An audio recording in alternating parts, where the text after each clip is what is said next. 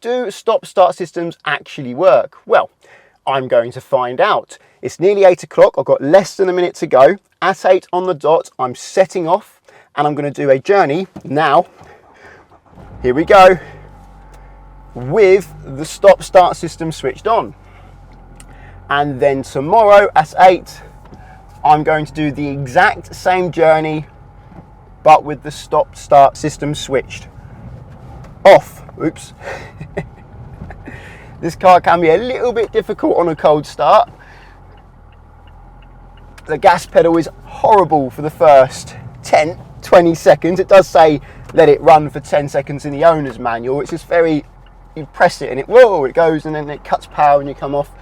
Anyway, I've had to start the journey at 8 on the dot because that's what I'm going to do tomorrow. I want this test to be as fair as possible.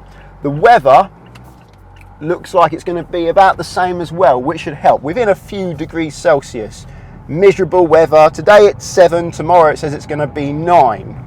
For this comparison, I'm driving a 2020 Mazda MX-5 with a 2-litre 4-cylinder petrol engine and a 6-speed manual gearbox driving the rear wheels. It has 181 brake horsepower at 7,000 revs and 205 newton meters of torque at 4,000 revs. And on the official combined cycle, it's supposed to achieve 40.9 miles per gallon.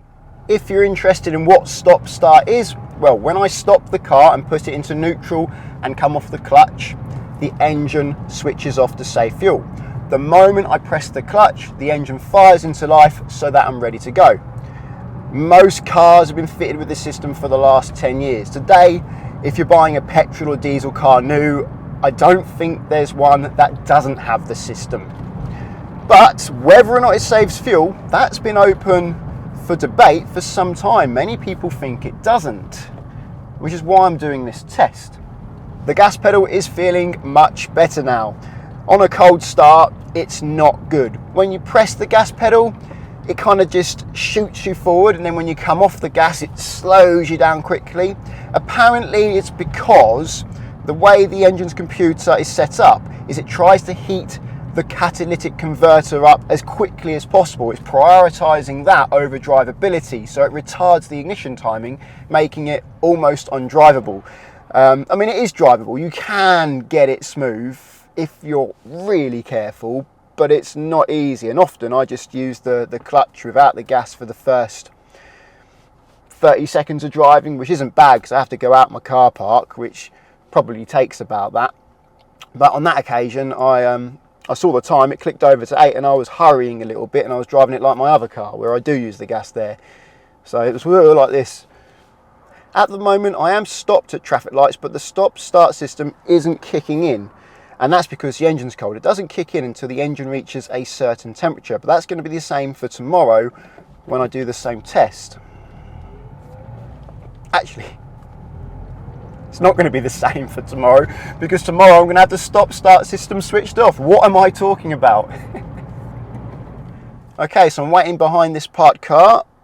No, stop start system still not kicking in yet. Whether or not the stop start system works can also depend on how much charge is in the battery, because it needs the engine to keep the battery charged up. This car is a little bit more clever though. I have a feeling the stop start will actually kick in if I stop here because I've got some charge in the capacitor. Is it going to turn off? There it is.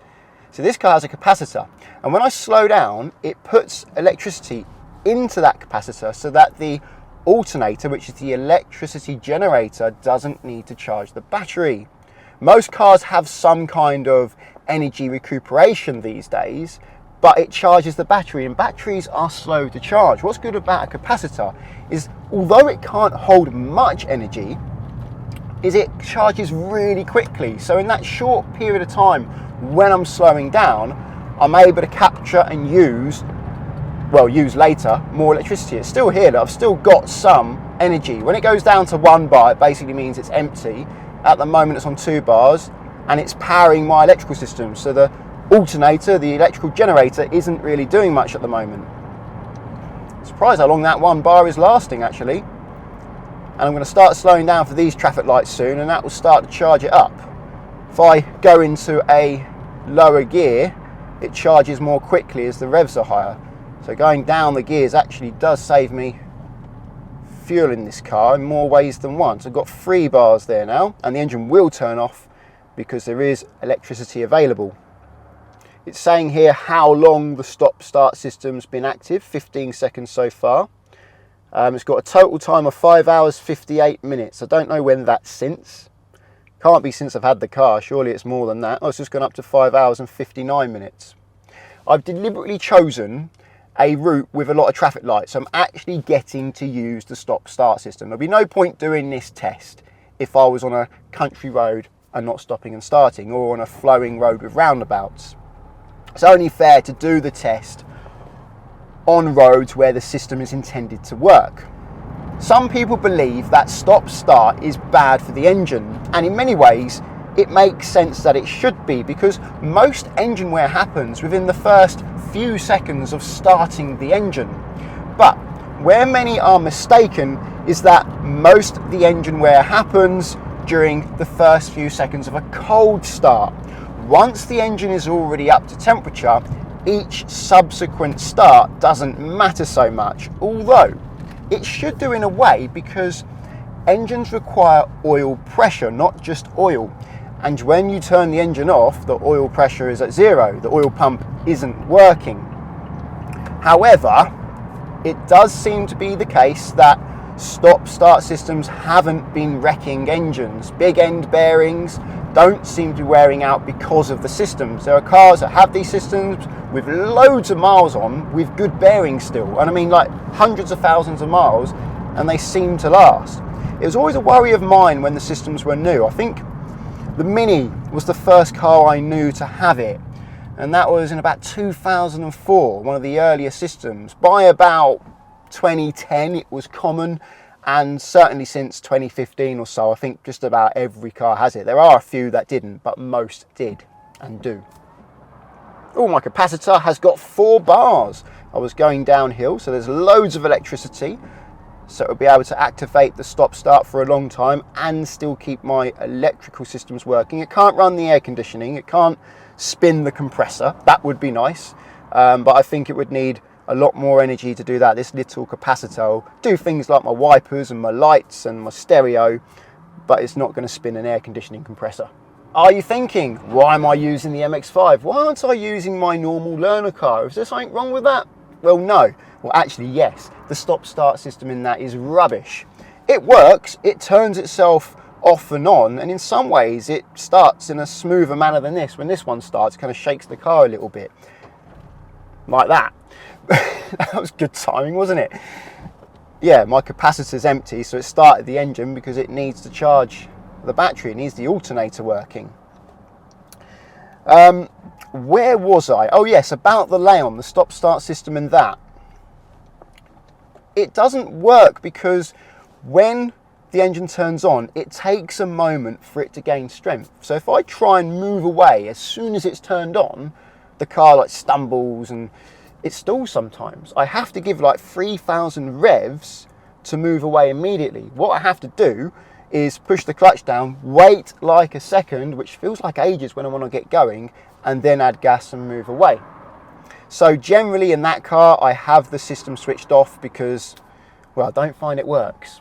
When I'm teaching though, I leave the system on in the Leon because learners are a lot slower than experienced drivers. Therefore, they don't have the problem I have. They'll push the clutch down, put it into gear, and by the time they've done that and started pressing the gas pedal, it's been like a couple of seconds and the engine is strong.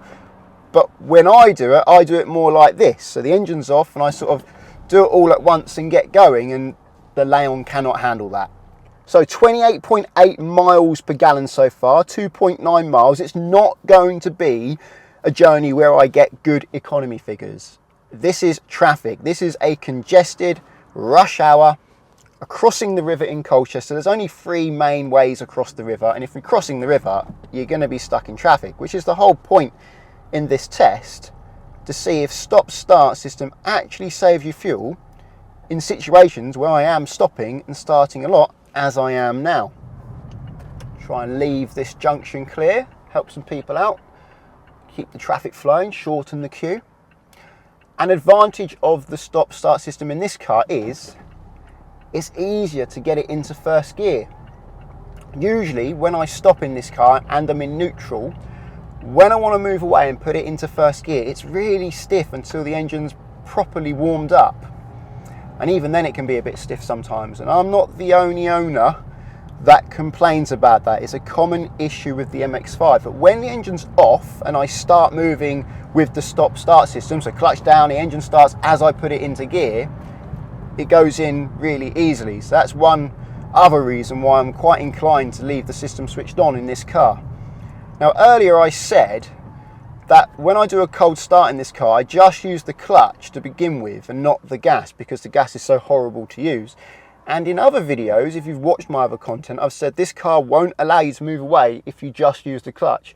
And that is true once it's up to temperature, but on a cold start, it's giving me like 1,500 revs. So there's actually plenty of revs there for me to get up to like 20 miles an hour, no problem at all. It does give me some power without having to press the gas pedal. But after a minute of driving, the revs come down and it runs normally. And if I lift the clutch without gas, the chances of stalling are incredibly high unless I'm doing parking speeds, incredibly slow speeds. I want to get going and pull out of a roundabout, no, it's probably just going to conk out and I'm going to stall halfway in the roundabout as the car leaps forwards and then conks out.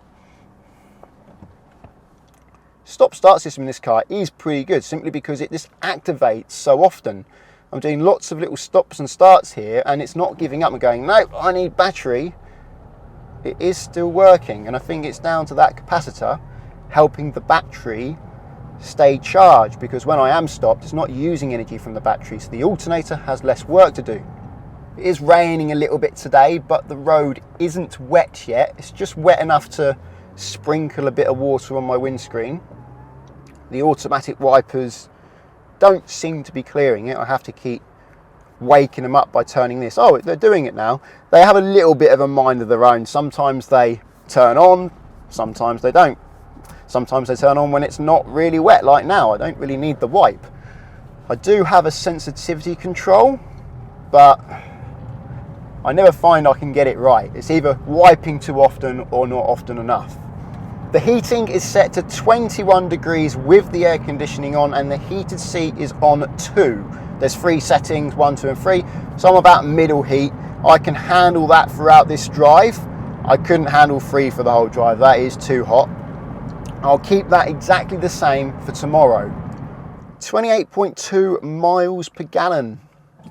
I don't think I'm going to be getting much more than 30 on this journey. Maybe 33 is my guess, simply because I'm not going very far. And it's hard for a petrol or diesel engine to be economical if it's not really moving. As for my driving style, well, I'm going to be economical. I'm changing up gears early, around 2,000 revs. And I'm accelerating gently. One of the reasons why I'm doing that is not to try and get a good economy figure, is because it's easier to be consistent when driving economically. If I was accelerating quickly, well, I may have been at the front of the lights and I can accelerate away quickly on that occasion, but tomorrow I was in the queue and I had to accelerate gently, so it's going to be a bigger variation between the tests. But if I drive in an economical way, I can do that on both days. There's going to be less variation because I'm not accelerating hard, and every time I move away I can more or less accelerate at the same speed. I'm still not at 30 miles per gallon, 29.6. Oh, 30 miles per gallon, 30.6. Finally, I'm in the 30s. I put that on screen for what that is in litres per 100 kilometres and US miles to the gallon. We use imperial miles to the gallon in the UK, and well, that's 4.5 litres for the gallon, whereas in the US it's 3.78. I think in Canada they use imperial miles a gallon. I might be wrong there, but I think they do. So they use the 4.54 litres per gallon, but in the US it's 3.78. Some places are one, some places are the other. It's hard to keep track of. Someone beeped me earlier because I was keeping the roundabout clear. Why? You know, I'm still behind this black Mercedes. It's not really made any difference. All I've done is help people go. I am trusting the trip computer for this test. Doesn't matter because I'm going to do it on both tests and I'm comparing the car with itself, not with another car. Also, I find it's more reliable than doing the fill your car up with fuel, do the test and fill it up with fuel again method when you're only using a few litres like I will on this journey. Because where the fuel pump clicks off, it doesn't click off in the same place, and it can be like a ½ litre difference between where it clicks off. And when you're only using 3 or 4 litres, ½ litre difference is a massive variable. So the trip computer is actually going to be more reliable, and in this car it is actually quite reliable. I've tested it a few times. When I say a few times, probably a few dozen times, when I've used a whole tank of fuel, filled that tank of fuel up, and then seen if it's accurate. The fill up with the pump method is more accurate when you're using a whole tank of fuel, because that ½ litre difference where the pump clicks off is less of a variable when you're using 40 litres. But it's a huge variable when you're using only 4 litres. This is where driving an electric car or a hybrid car makes a lot of sense. In a petrol or diesel car or vehicle, when you are driving slowly, like I am now, you're getting far lower efficiency. I mean, this car will almost double its efficiency if I was driving at speed, say on a motorway. It won't be double, but it'll be getting close to that. And when I'm driving it slowly, well, sometimes I can be getting 0% efficiency. Think about it. If I am not moving and the stop-start system hasn't cut in and is not working, I'm using fuel but not going anywhere. But in a hybrid vehicle or an electric vehicle, when you're driving slowly, they simply use less energy. Their efficiency stays more or less the same. And efficiency is different to economy. So you may say to me, actually, in my electric car, when I'm driving on the motorway, I'm getting 3 miles per kilowatt hour. But when I'm driving around town, I can manage 4 miles per kilowatt hour. So it's more efficient around town. It's not more efficient. You're just using less energy. Yes, you're getting 3 miles per kilowatt hour on the motorway because you're driving faster, which uses more energy. That doesn't mean it's less efficient. Efficiency is more to do with how far that energy goes. If you're making the energy do more work in a shorter period of time, then yes, you're going to be using more energy. But are you wasting it? No. And that's where petrol and diesel cars suffer in town. They waste a lot of energy. Hybrid cars and electric cars waste far less energy in these driving situations. In fact, petrol and diesel vehicles in town, slow-moving situations are so inefficient that when you start driving at 70 miles per hour at motorway speeds, fuel economy goes up drastically, even though you're getting the car to do a lot more work. Pushing the car through the air at 70 miles an hour takes more energy than moving at 5 miles an hour in stop-start traffic. Yet, petrol and diesel vehicles are so inefficient at low speeds that they actually get better economy at high speeds, even though they're doing many times more work. Something I forgot to mention was obviously the battery and the starter motor. They're getting a lot more use when you have stop-start. And that is actually genuinely a problem. So they have to uprate the starter motor. Apparently starter motors on cars with stop-start systems are stronger, and you should have a better battery, but that doesn't seem to always be the case. Like the battery in my Leon, that's just a normal battery. There's nothing special about that. That's not a special stop-start battery. I don't think that's the reason why it stalls so often when stop-start activates. It seems unrelated. It seems to be one of their earlier systems that VW used, I think. The later systems were much better, like in the facelift version of my car. The stop-start system seems to work much more smoothly and doesn't seem to have the same issue. Okay, I'm back. 8:59, so 59 minutes, 10.5 miles and 32.3 miles to the gallon. I literally just drove from South Colchester to North Colchester and back again, yet it took me most of an hour and it's only 10 miles.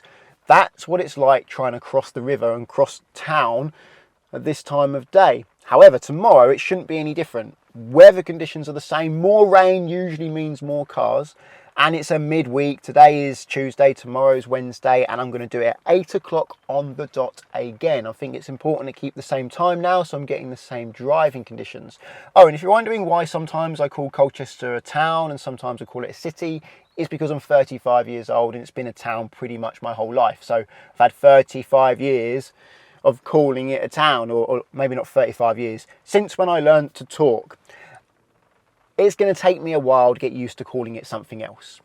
A different day and a different t-shirt, but the same car. However, stop start is going to be turned off this time. I think I can actually do that now. There we go. And I haven't touched the heater controls or the heated seats. In fact, I haven't driven the car since I did that route yesterday. As soon as the clock hits 8, which is in under 2 minutes, I'll press the start button and I'll do the same route again. It's been at 7:59 for a while now. So, oh, there we go. 8 o'clock, engine on, and same route again. This time, I'm not going to press the gas pedal. I usually don't in this car at this stage because it is horrible. Instead, I'll just go to second gear if I want to go faster. Okay, the engine's got over its funny phase where pressing the gas pedal makes the car rock suddenly forwards and then makes you slow down sharply as you come off it. It's about 10-20 seconds. And then it behaves okay. And at the moment, I'm at 9.3 miles to the gallon after 0.1 miles. That's not bad actually. Quite often I see that's around about 5 if I do a cold start by this stage. Maybe I didn't have to wait so long to pull out of the road I just pulled out of. That can be quite busy sometimes. If you're idling, that will affect the fuel economy. I'm going to try and drive in the exact same manner, changing gears early, accelerating gently, changing up at around about 2,000 revs. The car can handle that fine. In fact, if I'm going slowly, it often recommends it. Like now I'm at 1,750 and it's asking me to go up to 4th. So I've just gone up to 4th and now I'm at 1,500. The gears on this car are very close. Sometimes when I'm driving it, what I do is I just rev a little bit more and skip gears. So I go up 2 gears at a time instead of 1 gear at a time because each gear change is so small, you end up changing gears constantly just to get to 30 miles an hour. It recommends 6th gear often at 30 miles an hour, if not 6th, at least 5th. It does depend on its mood. This is the main difference of today. When I'm stopped at traffic lights or in traffic, the engine will continue running. The conditions seem similar today. When I started the engine, it said 9 degrees Celsius, although it's saying 10 now. I can't remember the temperature of yesterday, but I can look back through the footage and find out, and I'll put that on screen now. Hopefully, the traffic is going to be the same. It was quite bad yesterday. Hopefully, it'll be bad today. The only difference I can see at the moment, really, is that the road is wet. And when I started the journey yesterday, it was dry, from memory at least. But it did get wet pretty quickly. About a quarter of the way through the journey, it started raining. However, with an average speed of 10 miles per hour, I don't think whether the road is slightly wet or not is going to make much difference to the fuel economy. I'm only 2.1 miles into this journey and traffic seems better today. I hope I'm wrong. I hope it's just, I don't know, a false feeling. We'll find out at the end of the drive. Yesterday the route took just under an hour. If it takes around about an hour again, then the traffic was similar. But I have a feeling I'm making more progress, which is going to make this test unfair because it means that this run has an advantage. If I'm not stuck in traffic, I'm going to be getting better fuel economy because of the traffic, not because of the lack of a stop-start system. Although stop-start is switched off today, I still have IE loop helping me out, which is a capacitor that stores energy or stores electrical energy as I slow down. So when I come off the gas approaching this queue, which does seem shorter than yesterday, it's now going to start putting energy back into the capacitor so that it doesn't have to take electricity from the battery when I'm driving, therefore saving the engine from having to charge the battery. And now I'm coasting, the system won't work. It'll only work during engine braking. Well, good news. Traffic on the other side of the road looks as bad as it was yesterday. Because at the moment I'm 28.7 miles per gallon, and I think that's similar to yesterday. However, it does feel like I got here quicker. It's 8:16 now. I'll look back through the footage and see what the time was when I got here last time and put that on screen. I have a feeling it's going to be about 8:20. I might be wrong. I really don't know. You will know because you can see it on screen, but I don't. However, traffic on the way back does look bad. So I'm halfway through the trip now, 5 miles, going round the roundabout to go back. And the traffic here looks similar to yesterday. It was queuing on this roundabout yesterday. I remember having to leave it clear to allow other people to go around the roundabout, and someone papped their horn at me for doing so, which was clever, wasn't it? Didn't help me go anywhere by not leaving it clear, but it helped the cars from the left go around the roundabout towards the main road, like this white car here, for example. And this Range Rover, should I let them go? I think I probably will. And I've got some space on the exit now, so I'll take it. So 30.5 miles per gallon, 5.7 miles into the journey. And something I'm missing about the stop-start system is when I am stationary, I can still feel the engine. So it is actually nice when I'm stationary for it to be completely silent and smooth, because the engine does vibrate the car a little bit in this car. But also, and this is specific to this car, it's really hard to get it into first gear if the car is stopped with the engine running. It's stiff. It really is stiff. However, if I put it into first gear as the stop-start system turns the engine on, it's easy. Or if I go to first gear when I'm rolling slowly, at whatever speed, it just needs to be rolling, it's easy. It's odd. I've not experienced this with a car before. Some people say the clutch needs bleeding. I don't think so, because if that was the case, pumping the clutch would solve that in my experience. But even if you pump the clutch, it's still a very stiff first gear to select. I'm not the only owner. Easy that time. Sometimes it is easy. It is strange. It's a weird one. I'm not the only owner to complain about this, though. It seems to be a common problem with this make and model of car. Yeah, you see, that was easy there, but I was rolling ever so slowly. But stop-start does solve that problem for me. I even changed the gear oil when the car had like 10,000 miles on it, just to try and see if that would help. Didn't make any difference. However, temperature makes a difference. So as the engine is getting warmer, as I'm stuck in traffic, it does make it easier to get into gear. Or on hotter days, it's still quite stiff now. On hotter days, like if it's summer, then the problem is far less pronounced, to the point where it's not really a problem at all. But on really cold days, it's not easy. It's not an easy car to drive on a cold start on a cold day.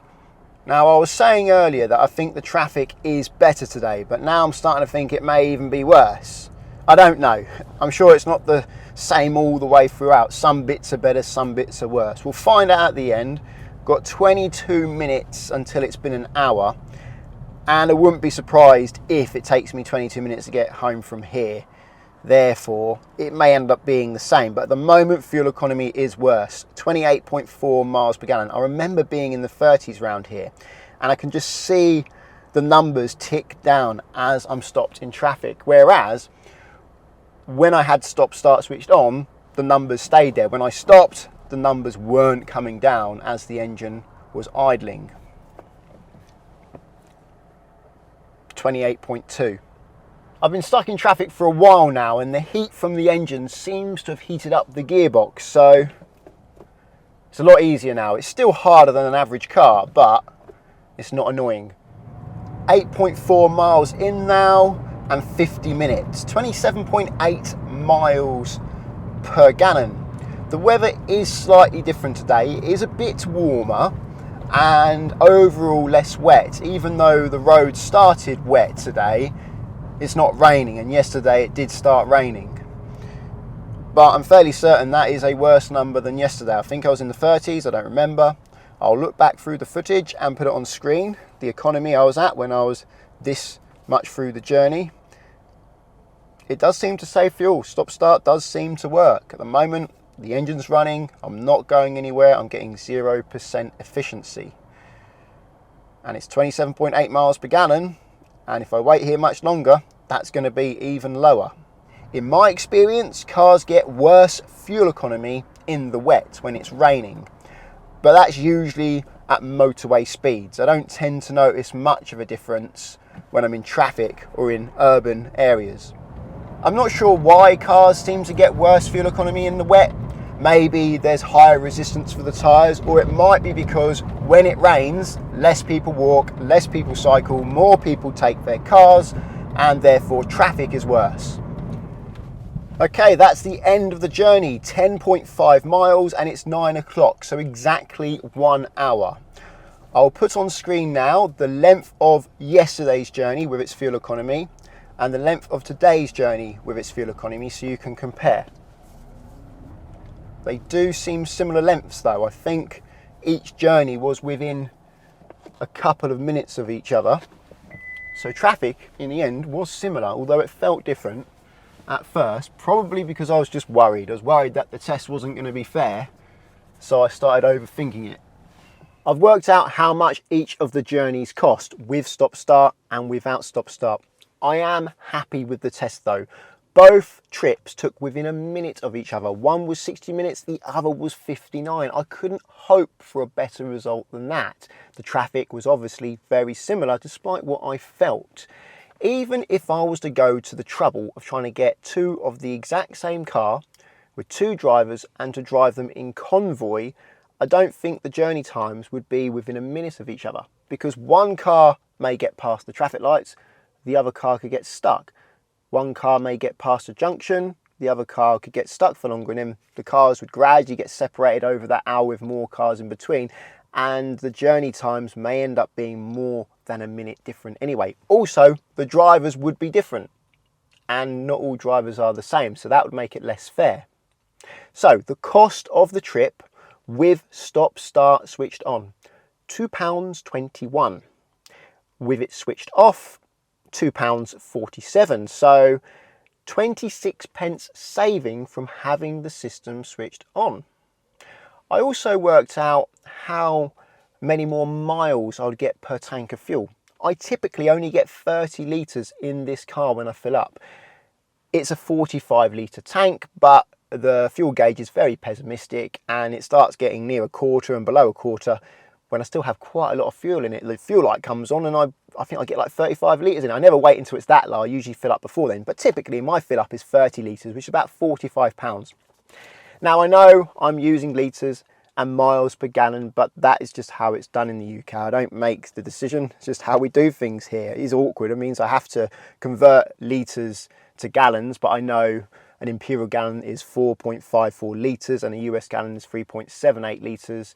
I know that because I had to do it so often.